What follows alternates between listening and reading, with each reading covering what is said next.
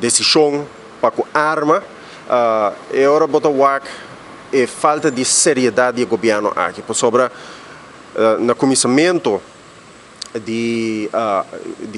no começamento de ano passado, mais de mesa a se pergunta riba a problemática de arma, a se diferente pergunta via seu direito de pergunta, a se reunião pública que não, então ministro Rocochonga indicar que a arma não é um problema. Então o obota que tem certa decisão que o ordo tomar, que está claramente indicar que a arma sim é um problema. Então falta de seriedade de parte do governo. Ora que por exemplo, com o governo quer assim de integridade, algo assim importante, pero ora toca o ministro plenipotenciário de governo, de gabinete Weaver Cruz, não quer assim nada para nós é verdade. Não tem transparência at all. E a investigação que está claro, dia biel, supostamente ainda está andando, então não me se danha a investigação.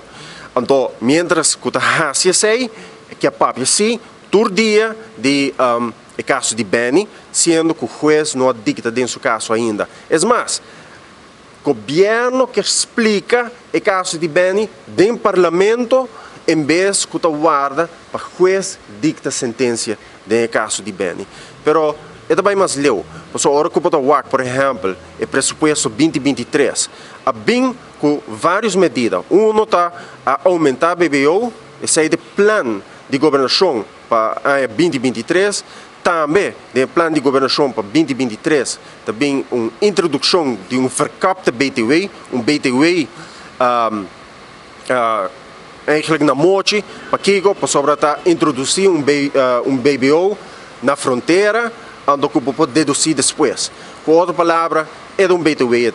Então, é pior de essa que não a consultar com o Raad van Advies riba e ponto aqui.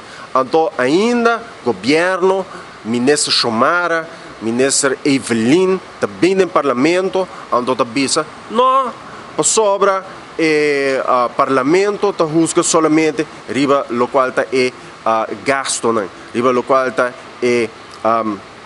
salida de governo. Ora que eu com pressuposto, pressuposto tem a parte de entrada e tem a parte de salida. Pressuposto tem a parte de onde botar o fundo, então não olvidar, o governo não está em seu fundo primordialmente para vender bom produto, não, o governo está primordialmente seu fundo para meio de, entre outros, imposto. Essa é a entrada do governo.